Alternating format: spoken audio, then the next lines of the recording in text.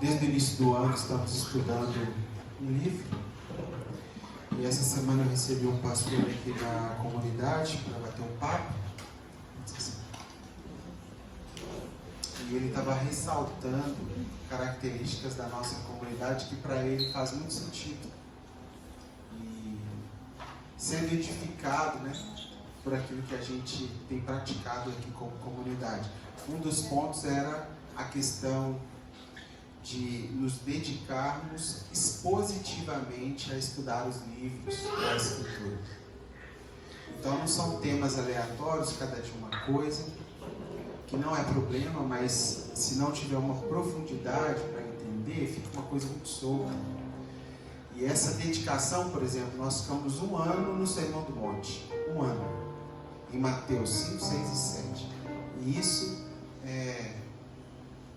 foi importante para pessoas e marcaram pessoas profundamente, porque elas nunca tinham parado para estudar de forma profunda as Escrituras.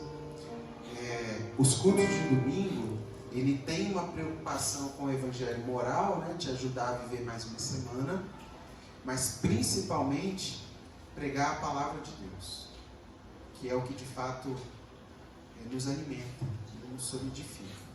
Então nós estamos em João 19, e João 19, semana passada o Felipe falou sobre a tramóia, né, para aprender Jesus.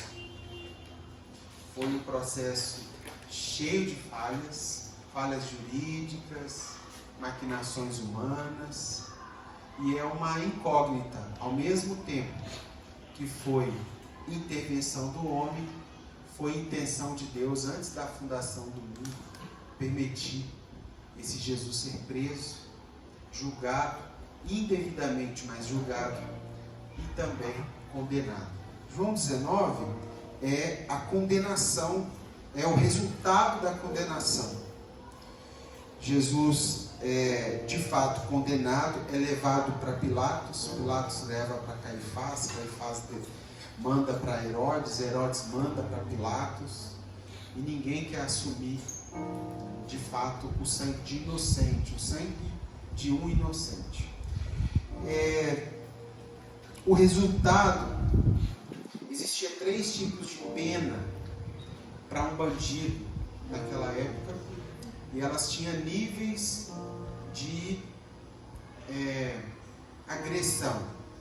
Então, dependendo do crime, a pessoa recebia palmatórias, dependendo do crime, ela recebia chicotadas, e a crucificação era a sentença mais alta de juízo sobre um ser humano, né? E é sobre ela que eu quero focar hoje, a morte de Jesus, né, que é João 19, a condenação, a crucificação e a morte de Jesus. Nós colocamos como título o Deus morto. E eu acho importante a gente, e gostei da introdução do Maurício, quando ele disse para acolhermos a palavra como palavra dita de Deus, né? Não que eu tenha essa pretensão, mas que enquanto nós lemos as Escrituras, Ele sim pode colocar dentro de nós aquilo que é a palavra de Deus. Então João 19, irmãos, tem uma palavra central em todo o livro, que é a cruz. E o evangelho sem cruz não é evangelho. Se a gente tirar a cruz do cristianismo, só sobra boa intenção moral que o homem por si só não tem condição nenhuma de ter. Porque a cruz é o evento mais importante da nossa história como cristão. E a cruz de Cristo, irmãos, ela é pré-histórica, ou seja, ela é antes da história. Estava gravado no coração de Deus, antes da fundação do mundo, um projeto, que já tinha nesse projeto a cruz.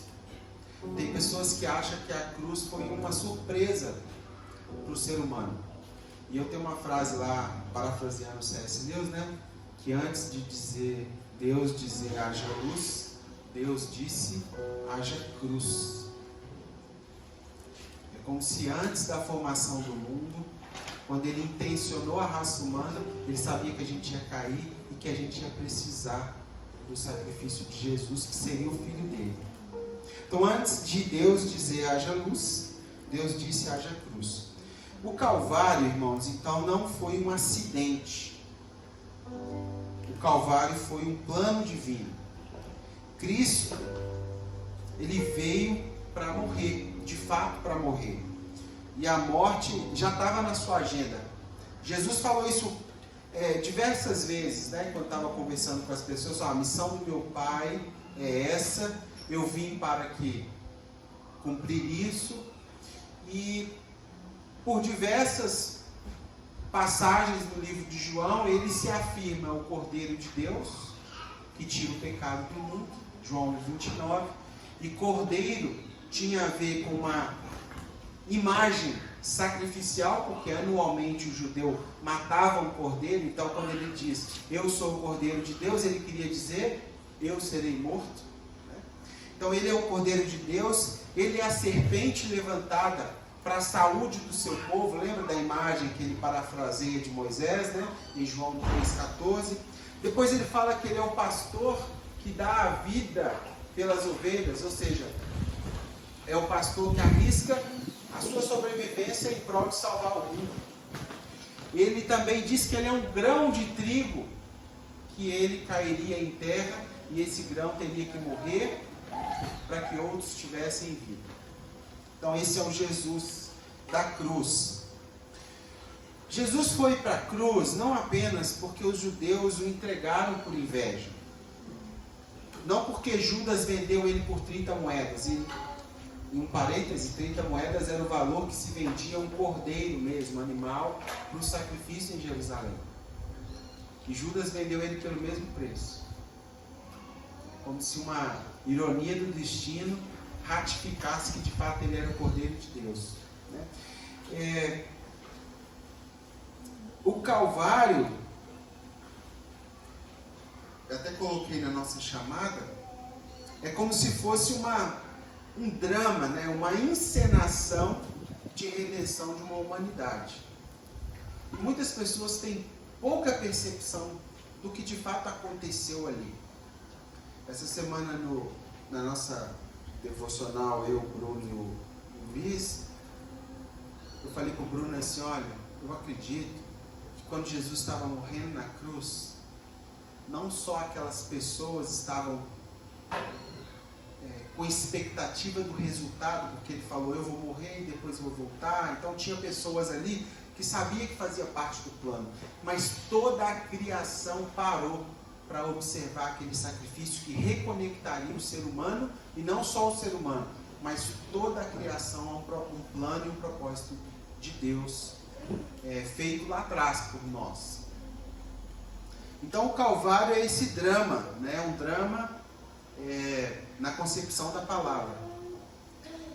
É um palco de justiça de Deus, de seu consumado repúdio ao pecado, e também o palco do infinito amor de Deus por um ser que ele já sabia de antemão que cairia e que seria pecador. Isso é um amor obstinado. Se eu conversasse com um jovem casal e tivesse o poder que Jesus e que Deus tinha, e eu chegasse para esse jovem casal e falasse, não casa com essa pessoa não, sabe por quê? Daqui a algum tempo ele vai te trocar por 5 mulheres, ou ela vai te trocar por 2 homens, ou ela vai mandar te matar. Muito possivelmente você repensaria se eu te desse elementos base, né, para você acreditar. E o que nos assusta é que Deus não repensou. Deus se manteve firme no propósito obstinado de nos amar. Mesmo sabendo que eu e você era um plano que daria errado, mas na mão dele voltaria a dar certo. O espetáculo da redenção, ela aconteceu no Calvário, no palco do Calvário, sob o cenário da cruz e diante de uma plateia que era alvo do amor obstinado do protagonista. Então imagina Deus. Vamos viajar um pouquinho. Deus, o Todo-Poderoso, que criou tudo. Que às vezes a gente fala, isso fica muito jargão. Descendo aqui em forma humana, aceitando aquelas pessoas baterem nele, julgá-lo, baterem. Aquele filme do Mel Gibson, dizem que não chega perto do que de fato foi, né? John Pollock, um biógrafo da época de Jesus, fala que Jesus era uma ferida só, não tinha mais de uma, porque não tinha parte no corpo dele que não estava ferido. Então você imagina Deus se submetendo, ele podia fazer assim, ó, e acabar com tudo. Imagina aquele homem que está esticando o braço de Jesus para cravar ele na cruz. E antes de dar aquela primeira martelada no prego, Jesus olha nos olhos dele e fala assim: eu te amo. Eu tenho um amor obstinado. Eu acredito. E aí o barulho do martelo. Então você percebe que em alguns segundos Deus podia fazer assim, ó. O próprio Jesus que acalmou o mar. Uma das fúrias da natureza mais agressivas que existe, ele poderia fazer assim, ó, e aquilo tudo acabar. Você percebe o volume de amor que foi necessário para ele se submeter a um negócio chamado cruz. Detalhe, os cristãos, desde a morte de Jesus, olharam para a cruz com tanto respeito que escolheram a cruz como símbolo da sua fé. Eles poderiam ter escolhido a manjedoura que Jesus nasceu, né, que é um objeto importante. Eles poderiam ter escolhido o barco, né, que Jesus usou juntamente com Pedro na multiplicação, na pesca maravilhosa, né? Ele poderia ter escolhido um banco que Jesus fez, uma mesa. Eles podiam ter escolhido o paninho que Jesus utilizou para secar os pés em João 13, né, dos discípulos, quando ele lavou, mas eles escolheram a cruz. E por que a cruz, irmãos? A cruz é um objeto que a própria figura dele aponta muito sobre a sua intenção. Tem uma trave que conecta céu e terra, e uma outra trave que conecta eu e você. Então é a redenção de uma humanidade reconectada com o propósito eterno de Deus.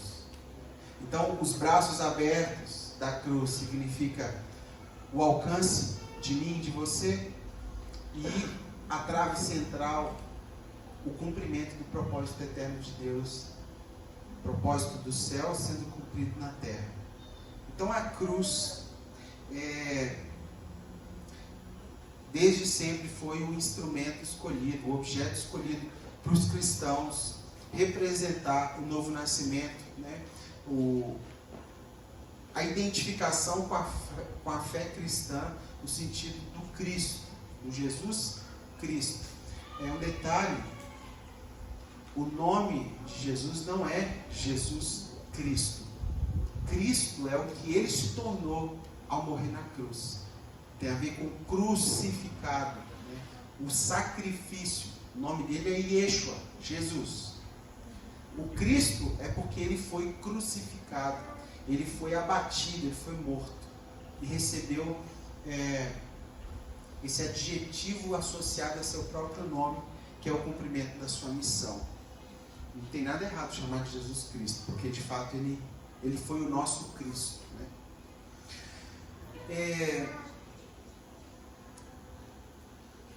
Os cristãos desejaram desde sempre comemorar como centro da compreensão do cristianismo o evento cruz. Não foi o ensino, o serviço, a ressurreição, mas a morte e crucificação de Jesus. A partir de então, os cristãos passaram a ser perseguidos por se identificarem com a cruz. Era comum naquela época, por eles não poderem falar publicamente se eles eram seguidores do Cristo, do Jesus que morreu na cruz, eles faziam um sinal no chão, marcando, né, o caminho quando eles estavam em jornada. Então eles faziam uma cruz no chão. Depois a Igreja Católica Apostólica Romana aderiu a esse símbolo, ou esse simbolismo, e passaram a fazer o sinal neles mesmos, para identificar que ambos eram o povo da cruz. Então não tem nada de pagão isso aqui não, viu, gente? Isso aqui naquela época era uma sentença de morte. Se alguém pegasse, se algum romano pegasse um cristão fazendo esse ato, sabia que ele estava ligado à seita de Jesus e muito possivelmente ele ia morrer queimado ou comido por leões, por feras.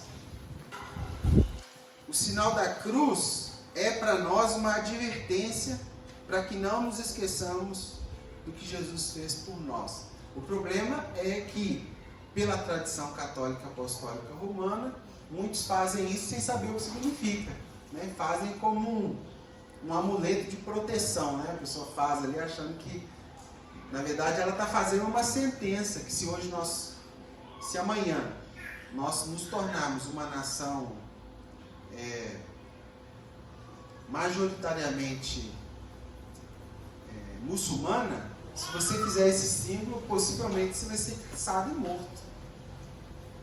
Então, precisa ensinar, né, o que de fato significa. Bom, o fato da cruz se torna um símbolo, um evento para o cristão, mas o que ela significa para você? Qual o impacto desse evento, crucificação, causou na sua história como seguidor de Jesus? Por que foi necessário Jesus morrer daquele jeito? Ele não podia só falar que poderia ser daquele jeito? Não parece contraditório o Deus Todo-Poderoso, o Deus se permitir morrer, o Deus Criador da vida se entregar à própria morte? Não parece contraditório? Faria alguma diferença se Jesus não tivesse vindo como ser humano e morrido, sofrido e morrido como humano? Faria diferença? Ou ele poderia vir como um anjo, como o testemunho de Jeová acredita? Se Jesus viesse como anjo, ele poderia resgatar o ser humano? Ele teria legitimidade para isso? Deus não poderia simplesmente falar: os seus pecados estão perdoados, todo mundo vai para o céu. Por que não? Por que precisou da cruz? Bom, porque a cruz é o instrumento de legitimidade da reconexão do propósito eterno de Deus. Deus tinha um plano, pessoal, e o plano era habitar no jardim com Ele. Inclusive, Jardim do Éden significa lugar de delícias, de prazer, né? Então Ele criou o ser humano para habitar nesse lugar. Esse ser humano criado, imagem e semelhança de Deus, como coroa da criação, escolheu ficar nesse lugar sem Deus. E isso é o que nós chamamos de queda. E essa queda, ela desfigurou, ela tirou esse homem da casinha, do propósito eterno que era morar no jardim. Logo, se fez necessário um meio pelo qual essa humanidade, esse ser criado, fosse resgatado. E esse meio é a cruz. Não existe salvação de nenhuma criação de Deus sem cruz. A cruz é essa ponte, é a única ponte que nos conecta de novo ao propósito eterno de voltar a esse lugar chamado jardim e habitar com Ele para todo sempre. Se você experimenta um evento chamado salvação por meio do sacrifício de Jesus, que é a cruz, você é colocado de volta no propósito original, que é vida eterna. Habitar num jardim onde o próprio Deus habitará com você e vocês terão comunhão eternamente para todo sempre. Paulo nos sugere isso aqui em Romanos 3. Eu pedi para todo mundo trazer a Bíblia hoje, que eu queria sair daqui hoje cansado de ver o barulho das folhinhas. Sabe?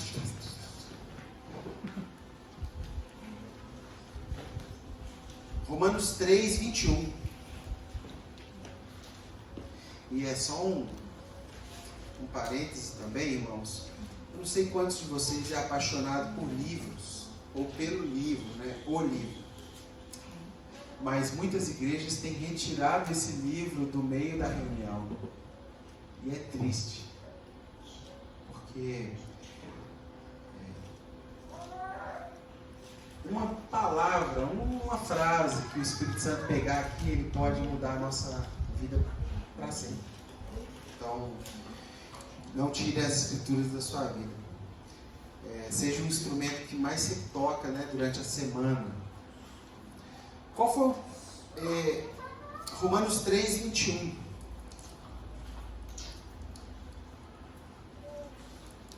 Mas agora se manifestou uma justiça que provém de Deus, independente da lei, da qual testemunham a lei e os profetas.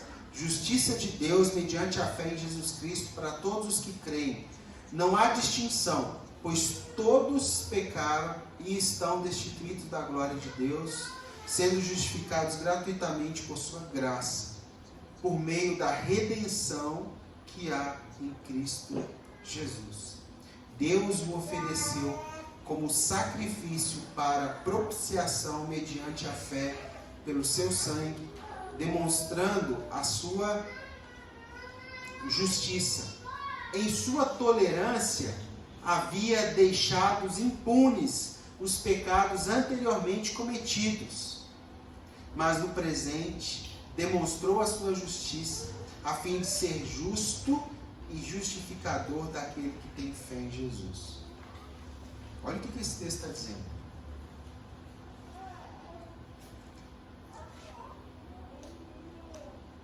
Paulo sugere a gente observar que pairava sobre o mundo a possibilidade de Deus ser injusto. E injusto por quê? Porque até o dia do nascimento, morte de Jesus, as pessoas que cometiam pecado não tinha sobre si um juízo. É como se Deus estivesse deixando comunicar nas entrelinhas que ele era injusto, que ele não estava cobrando as faltas ou as falhas do seu povo. Paulo está sugerindo que, por um período, Deus foi deixando, e o ser humano foi errando, escolhendo esse caminho de distanciamento de Deus, aparentemente uma injustiça, porque o justo deveria cobrar os erros dos seus pecadores, né, dos seus servos que estão distantes dele, mas Deus foi tolerante. Ele foi aguardando para que no presente tempo demonstrasse a sua justiça, a fim de ser justo e justificador daquele que tem fé em Jesus. Há uma insinuação que Deus não é justo. E por isso Jesus vai para a cruz, para mostrar que Deus é justo. E que o Criador da lei se submete à própria lei. Olha que coisa linda. Normalmente o legislador cria lei, desde que não alcance ele. Mas o legislador aqui criou uma lei que o pecado é morte. E se o pecado é morte, alguém precisa morrer para encobrir o pecado de uma criação. Em que sentido Jesus era Em que sentido Deus era acusado de ser injusto? No sentido de que várias pessoas tinham cometido pecado antes e ele não manifestou juízo. Antes da cruz, havia essa suspeita sobre Deus. Vou te dar um exemplo.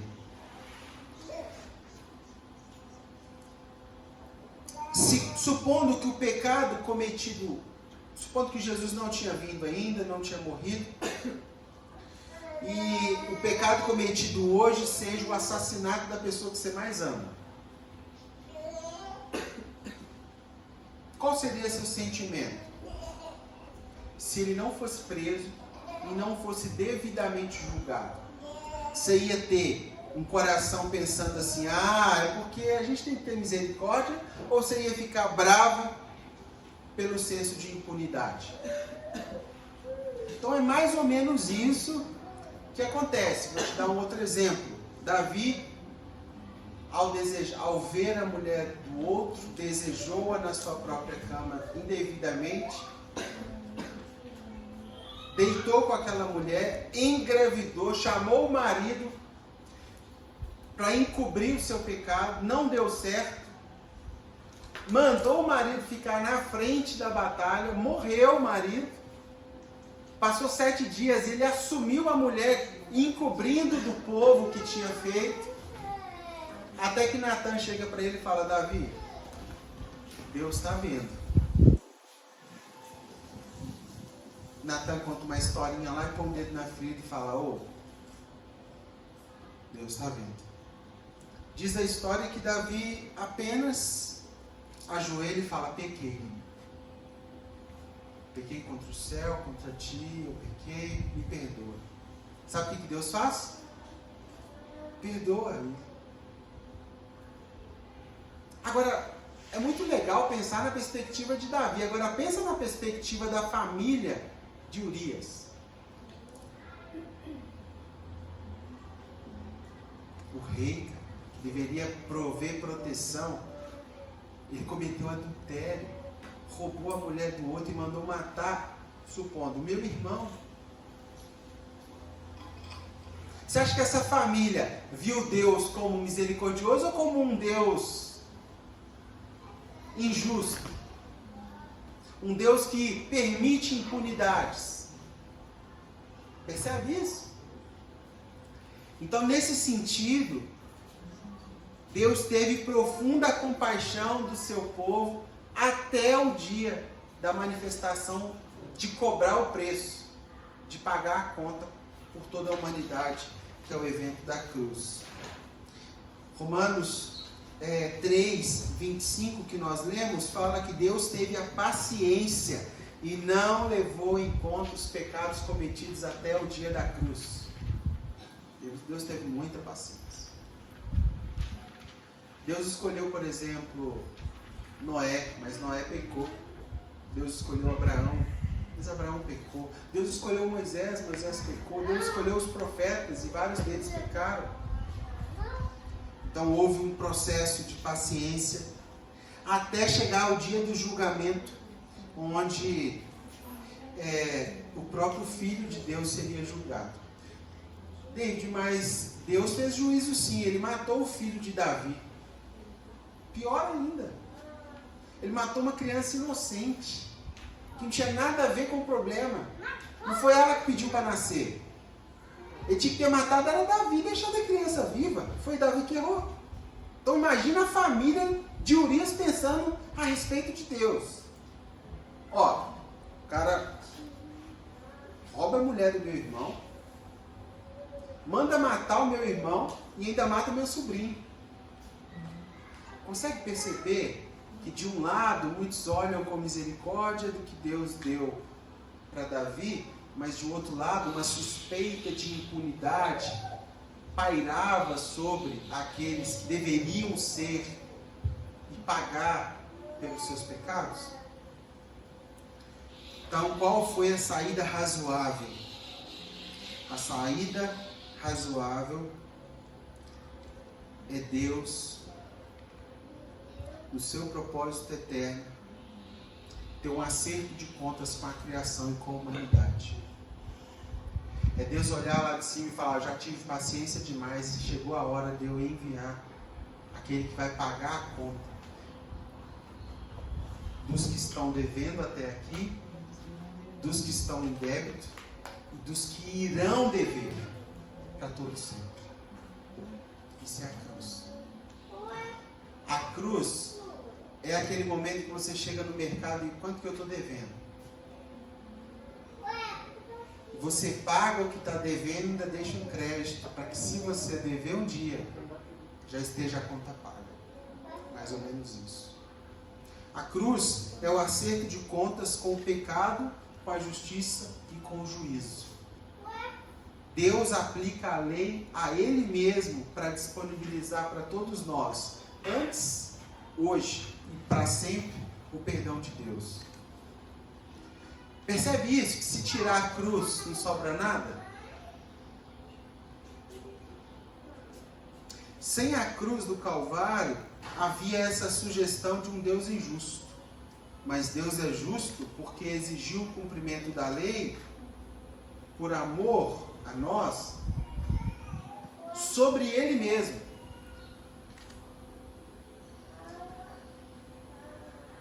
Se eu perguntar para você, para quem já é pai aqui, se é fácil você testemunhar o sofrimento do seu filho em qualquer nível, seja uma dor de garganta, seja tomar vacina, né, gente? Tomar vacina é um negócio, não é? Hein, Znulê? Não é ruim? O bichinho lá tem vacina com 2 meses. Toma uma no hospital antes de sair, né? Toma umas 2, 3 lá. Aí passa 2 meses, tem que ir lá de novo. Você já entra lá assim, coração já rasgado. Aí você segura o bichinho assim, ele tá rindo, nada acontecendo, né? Inocente. A mulher tira uma agulha desse tamanho, faz umas misturas lá e aquela, como é que chama aquela que dá a marca? BCG, miserável. Dá vontade de se dar um soco na pessoa. Não é assim? Agora imagina Deus entregando seu filho e testemunhando lá de cima aquelas chibatadas que arrancou o azorrague, né? Azorrague era aquele pedaço de pau com chicotes na ponta de couro, e na ponta dessas partes de couro e borracha tinha pregos. E ao bater na costela de Jesus, Mel Gibson retratou isso, e puxar, os pregos agarraram e arrancou foi um pedaço. Então você imagina o próprio pai vendo o seu filho passar por aquilo e não fazer nada. Não porque ele não queria fazer, é porque tinha amor suficiente para amar o antes, o durante e o depois. Entende isso? Se eu não dou conta de ver meu filho tomando BCG, imagina o que Deus sentiu quando deu o seu filho e viu nós, seres humanos, fazendo aquilo com ele. Eu não sei se eu dava conta. Eu pulava lá dentro. Eu entraria em cena. Lembra quando Jesus falou o eu sou? E todo mundo tremeu e caiu? Esse poder estava dentro de Jesus. Se na hora que eles fossem bater o prego, ele falasse assim, eu sou, caía todo mundo. Só que Isaías 53 fala que ele, como ovelha muda, sentindo o matador, ficou caladinho. Porque ele sabia que o cumprimento da lei na vida do próprio Filho de Deus, que é Deus, era o único meio de salvar eu e você. Isso não é louco, gente? Romanos 6, abre lá comigo, olha isso. Sem a cruz do Calvário havia essa sugestão de um Deus injusto. Deus é justo porque Ele cumpre a lei sobre Ele mesmo, sobre seu Filho, porque Ele sabia que eu e você não suportaria o cumprimento da lei em nós. Romanos 6, 22 e 23, olha isso. Mas agora que vocês foram libertados do pecado e se tornaram escravos de Deus, o fruto que colhem leva à santidade, e o seu fim é a vida eterna. Pois o salário do pecado é a morte, mas o dom gratuito de Deus é a vida eterna em Cristo Jesus, nosso Senhor. Toda a humanidade estava destinada a pecado eterno, morte eterna. Por meio da morte de Jesus, temos acesso novamente à vida eterna.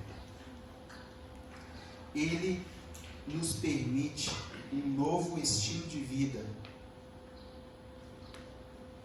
uma proposta de vida, uma vida após a cruz.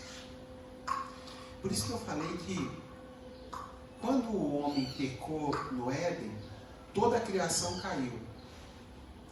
Então, por exemplo, quando você vê um peixinho nadando, ele não nada no potencial que ele foi criado para nadar, porque toda a criação foi afetada pela queda.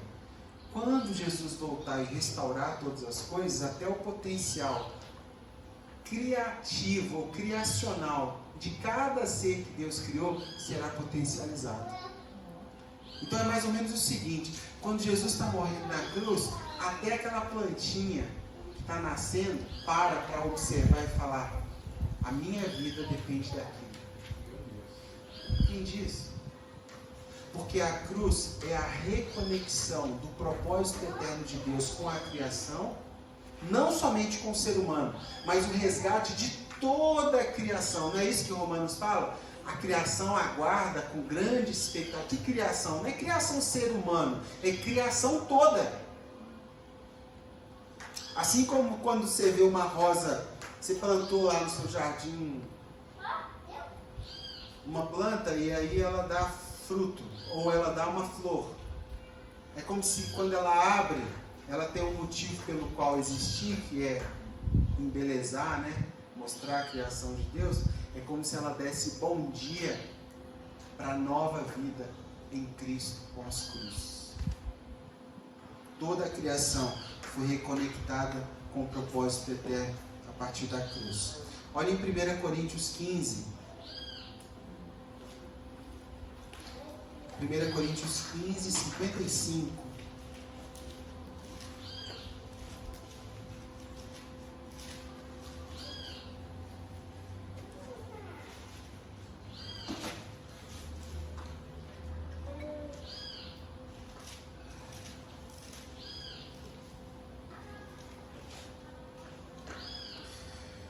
Palavras de Paulo nos representando, né? Olha o que Paulo fala. Onde está, ó morte, a sua vitória? Onde está, ó morte, o seu aguilhão? O aguilhão da morte é o pecado, e a força do pecado é a lei. Percebe isso? Olha que interessante. Mas graças a Deus que nos dá a vitória por meio de nosso Senhor Jesus Cristo. Portanto, meus amados irmãos, mantenham-se firmes e que nada os abale. Sejam sempre dedicados à obra do Senhor, pois vocês sabem que no Senhor o trabalho de vocês não são em vão. O aguilhão da morte é o pecado, e a força do pecado é a lei. Mas a graça de Deus é que Ele nos deu vitória em Cristo. A gente não conseguiria ser vencedor sem a cruz e sem Cristo.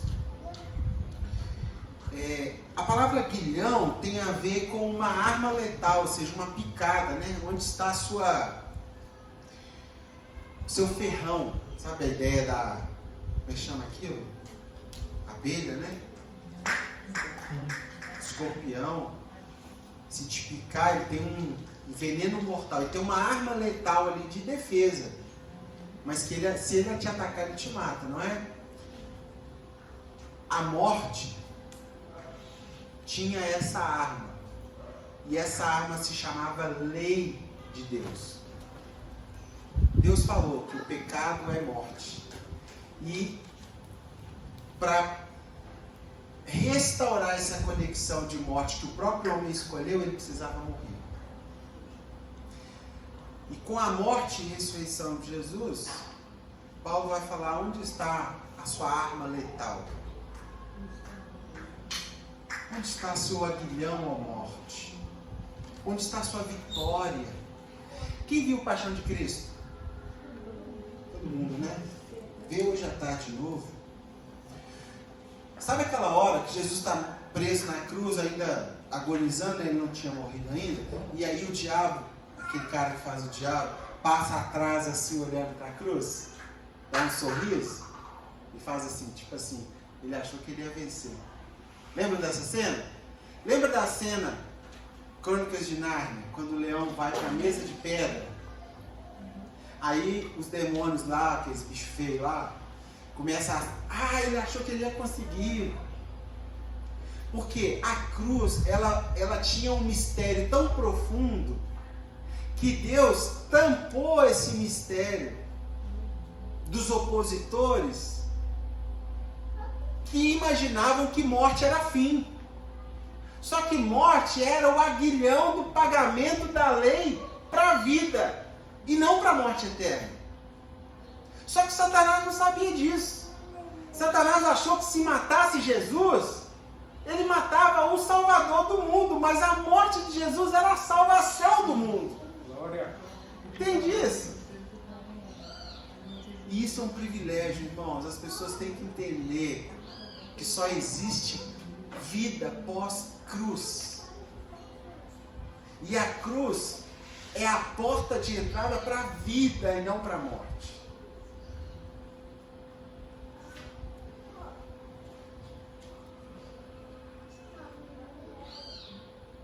Onde está a sua vitória ou morte? Onde está seu aguilhão?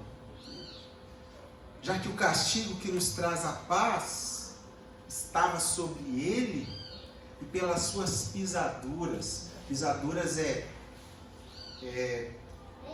traumas. Pelas suas chagas, nós fomos sarados. Isso é bonito demais. Isaías escreveu isso 600 e alguns anos antes de Jesus nascer. Coisa linda. Um enredo do drama, um enredo da história já estava escrito. Jesus veio e só cumpriu. Romanos 5 de novo, vamos lá, Romanos 5 de novo. Fica comigo aí, hein? A melhor parte ainda está vindo. Romanos 5, 20. Romanos 5, 20.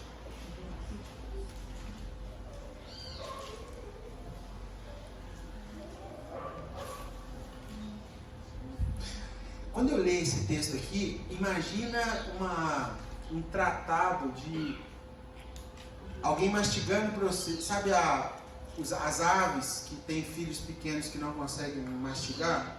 E aí a mamãe vai lá e dá uma mastigadinha e... Como é que chama isso? Tem um nome, esse processo tem um nome. Coloca dentro da boca do filhote, mas meio mastigado. É o que Paulo está fazendo aqui para nós. Ó. Romanos 5, 20.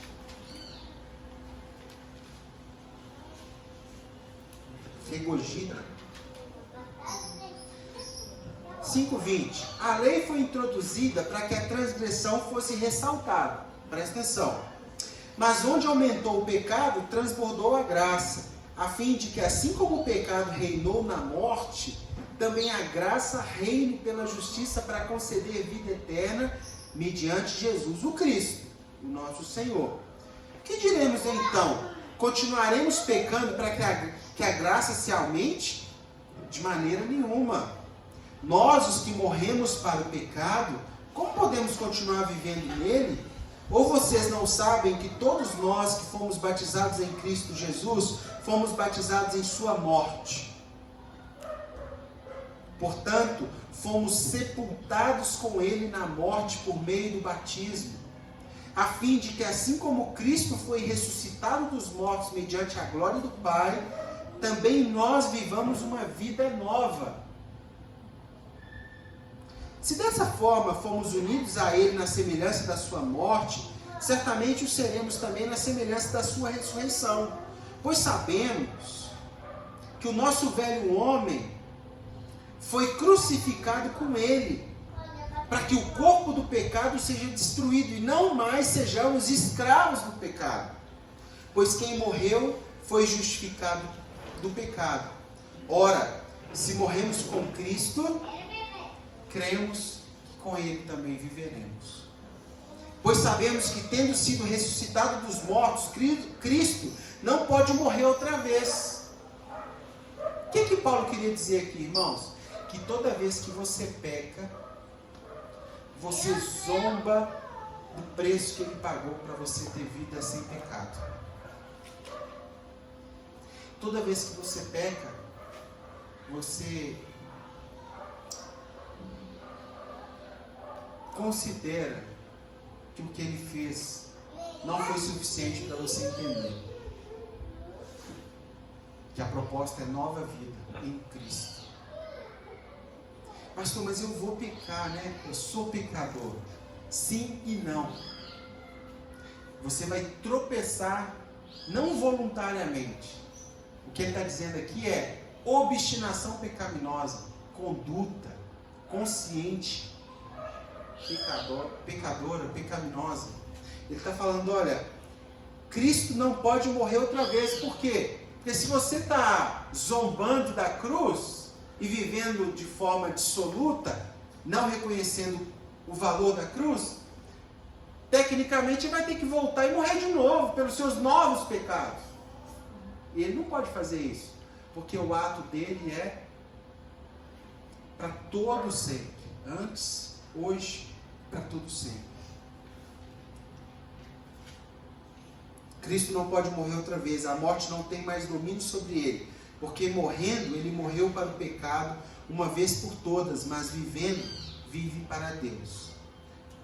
O que ele está falando para nós? Versículo 11, da mesma forma, considerem-se mortos para o pecado, mas vivos para Deus em Cristo. O que ele quer dizer com novidade de vida? É uma vida que nasce a partir do reconhecimento do que ele fez na cruz. Foi suficiente. Pastor, mas eu peco sem querer. Mentira. Se você já tem o Espírito Santo dentro de você, 5 segundos antes de você pecar, você sabe que você vai pecar. Sim ou não? Acende uma luzinha lá dentro, que é assim, não faz isso não é legal. David, mas e se essa luz, ela pode ir diminuindo de intensidade? Pode. Se você se mantém obstinado a errar, é como se você estivesse tampando aquela luz que te... não faz isso não, presta atenção. Ou aquela luz vermelha, não faz isso. Isso é morte. Mas quanto mais nós obstinadamente nos distanciamos da luz, esses sinais vão ficando menores, daqui a pouco você não enxerga mais nada. Você já viu aquelas pessoas que um dia já enxergou a luz, um dia já foi apaixonada com a luz, mas aí foi um tropeço aqui, aí gostou do dedo machucado, aí tropeçou de novo, arrancou o tampão de jogar bola na rua, quem lembra? O tampão debaixo do dedo, assim, ó, debaixo do dedão, arranca o tampão inteiro e acha bom. E continua. Chega um ponto que o dedão está tão machucado que ele não está sentindo mais. Aí vai tomar banho, minha mãe lavava ela com escova de lavar roupa. E era meu. Você não... né? Você não queria ficar na rua, menina, esse pé preto? Chega uma hora que essa pessoa está tão cega que ela vai se opondo à luz. Ela começa a fugir de você. Ela começa a sair das conversas que tem alguma coisa de luz. Se ela vê uma Bíblia de longe, parece que ela está olhando para um crucifixo, né? É o vampiro olhando para o crucifixo. Mas é por quê? Porque a luz ali dentro está se apagando. Toda vez que nós pecamos, irmãos, a gente joga a justiça de Deus cruz no descrédito. E o pecado não é um caminho confortável. Para quem nasceu de novo, tem alguém aí? Já estou terminando. Para quem nasceu de novo, o pecado nunca mais será confortável. Você nunca mais consegue enfiar o pé na jaca, o pé todo. Você enfia meio pé. E o pior, você sabe que seu pé está na jaca. Porque antes você não sabia nem o que era jaca. É ou não é? Você fazia o errado, você nem sabia que estava errado, mas agora por que você sabe que está errado? De onde vem a consciência do erro? A não ser do espírito que habita dentro de você. Eu nunca mais consegui ficar com o troco errado da padaria, né? Já passou isso com você? Antes de converter, eu saía de lá, uau! Né? Que maravilha! Trabalhei hoje, ganhei meu dia. Agora eu saio de lá assim. Eu queria ser igual antes, mas não dá. Isso aqui não é meu. Eu lembro que deu o troco errado. Tem que voltar lá. Esses dias eu fui comprar um material ali na loja do serralheiro. Cheguei lá, aí comprei 2 discos para cortar ferro, lixa, tal. Pus o disco no bolso da calça aqui, mas como a cabeça está muito tranquila, esqueci que os discos estavam aqui. Carreguei o carro com os ferros, voltei, cadê os discos? Aí ela, eu já te dei. Eu falei, deu não. Temei com a mulher, gente. Não deu não, só. Dei. Não deu.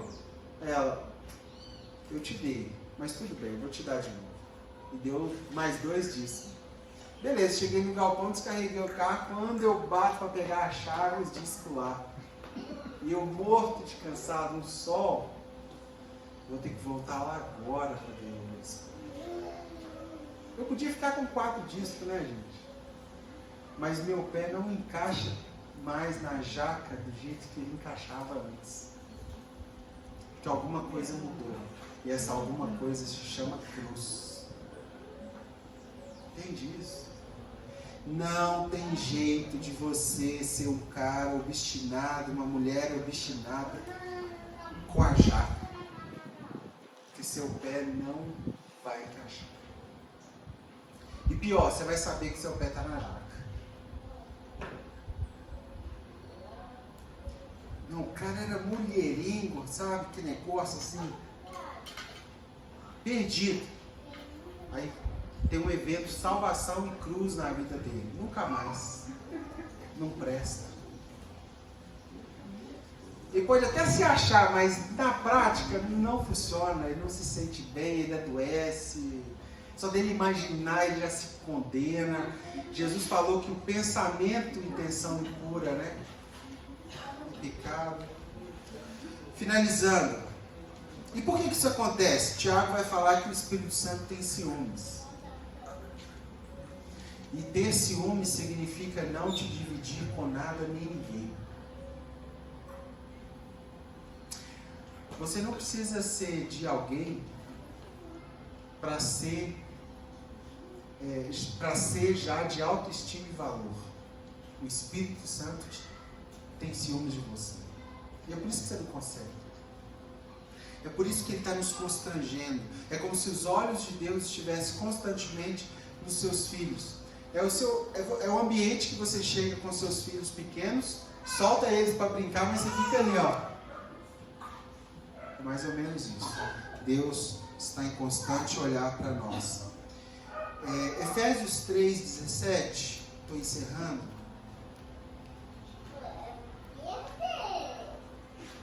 Efésios 3,17.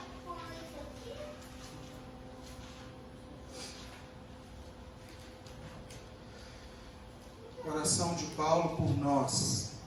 Que vocês possam, juntamente com todos os santos, compreender largura, comprimento, altura e profundidade, conhecer o amor de Cristo, que excede todo o entendimento, para que vocês sejam cheios de toda a plenitude de Deus. Faz esse desenho aqui comigo.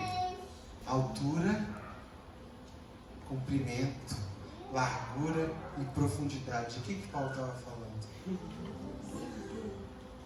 Que nós possamos entender o tamanho do amor de Deus mediante a cruz de Jesus. É a oração de Paulo. Pastor, eu queria fazer um desenho novo. Não esqueça da cruz. Se você puder escrever ela, a cruz. Sabe como é que era conhecido os primeiros cristãos? O povo da cruz. Não tinha nem Bíblia ainda. Era o povo que concordou, que foi resgatado pelo sacrifício da cruz.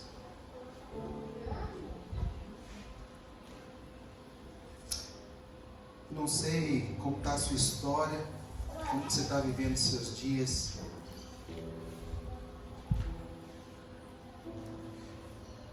Mas Gálatas vai falar sobre uma nova vida pela cruz. Gálatas 6,14 fala assim, ó, quanto a mim, que eu jamais me glorie a não ser na cruz de nosso Senhor Jesus Cristo. Que você nunca tenha motivo de glória que não seja a cruz. A cruz de Jesus é suficiente para te resgatar de novo, te disponibilizar uma nova vida, um novo estilo de vida que resulta do cumprimento da lei, da paixão de Cristo por nós no Calvário. Eu queria que hoje nós saíssemos daqui constrangidos do amor de Jesus.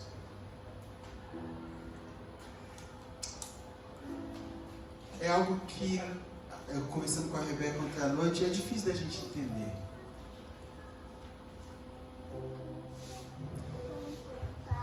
Quando eu vi Paixão de Cristo a primeira vez, eu quase morri junto.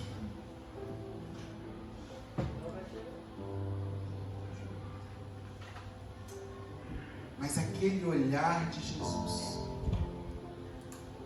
aos seus opositores, comunicando que Ele os amava, é constrangedor. E esse constrangimento na nossa alma nos fala uma coisa: vamos viver para Ele, vamos honrar o que Ele fez por nós naquela cruz. Não vamos falar que a morte dele foi em vão, vamos falar que ela deu certo, que ela nos resgatou para um novo estilo de vida. Há uma vida que emerge da cruz, e é dessa vida que nós queremos viver.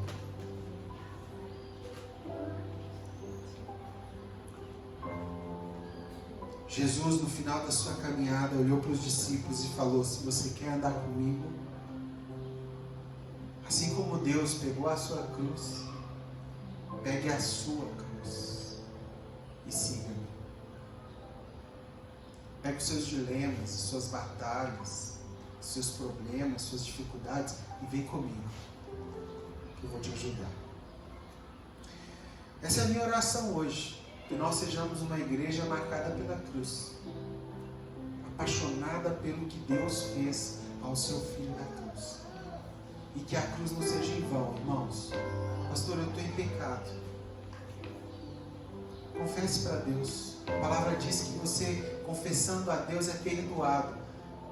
Mas e essa dor aqui na minha alma? Confesse a um irmão maduro. Ore junto com ele, para você ser curado. Comece de novo, porque a paixão de Jesus, a morte de Jesus, a ressurreição de Jesus, é a certeza que a gente pode começar hoje de novo. Hoje é dia 12 de setembro. O que você acha de começar de novo?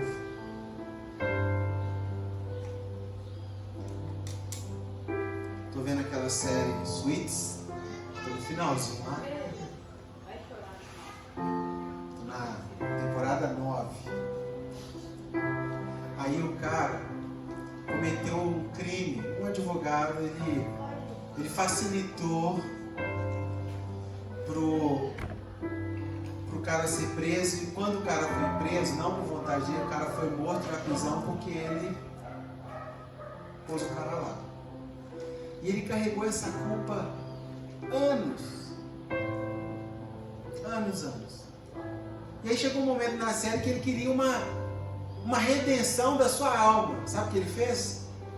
Ele perdeu a licença, ele entregou a licença de advogado para tentar apaziguar aquele mau ato que ele cometeu. Eu quase entrei na série e falei: não! A cruz de Jesus é para você. É para você que carrega fardos. culpas, dilemas. A cruz de Jesus. David, a cruz de Jesus é para o Hitler? É para o Hitler.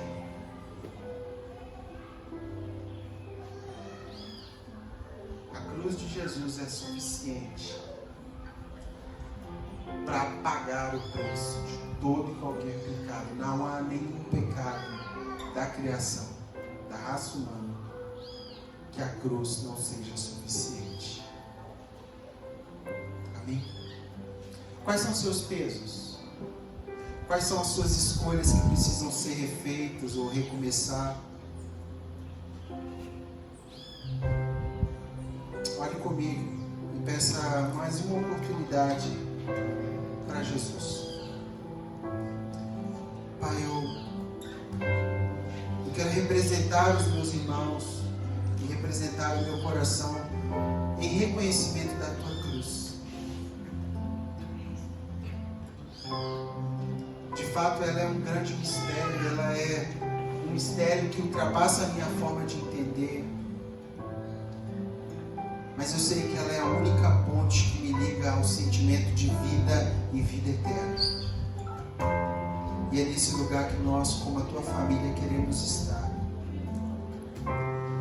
É esse lugar que eu quero tomar posse de um novo começo na minha história, da nossa história. E que nós sejamos reconhecidamente mortos em Cristo e ressurretos em Cristo. Um novo estilo de vida, uma nova vida mediante a cruz, uma nova história, um novo começo. Em nome de Jesus, Pai. Eu não sei qual é o fardo que meus irmãos carregam, escolhas, atitudes, atos, falas, traumas, mas eu sei que a tua cruz faz nova todas as coisas. E se alguém está em Cristo, se alguém está nesse lugar crucificado, nova criatura é. As coisas velhas se passaram e tudo se faz novo. Queremos essa novidade de vida sobre a nossa história, a nossa casa, Senhor. Em nome de Jesus. Em nome de Jesus. Amém?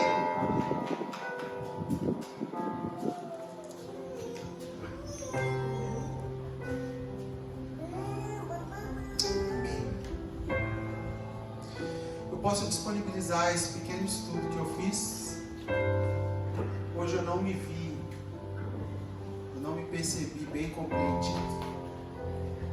Então, se você não entendeu nada, ou ficou meio boiando, quiser pegar o estudo, talvez é falha do interlocutor mesmo.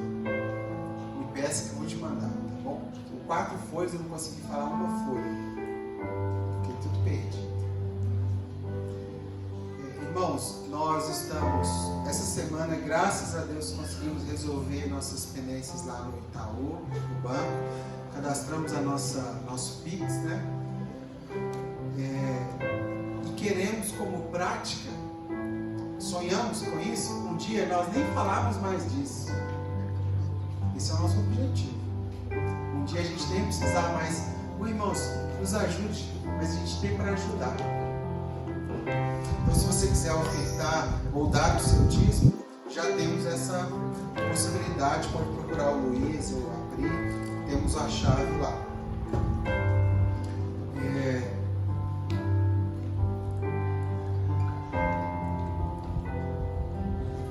Nossos avisos: reunião de oração terça-feira. Na próxima terça estaremos aqui orando às 20 horas, isso. A gente normalmente toma um cafezinho e tal e faz a oração uns pelos outros. Tem sido muito especial. Escola Casa do Pão. Nessa semana eu falei sobre, dentro do assunto família, eu falei sobre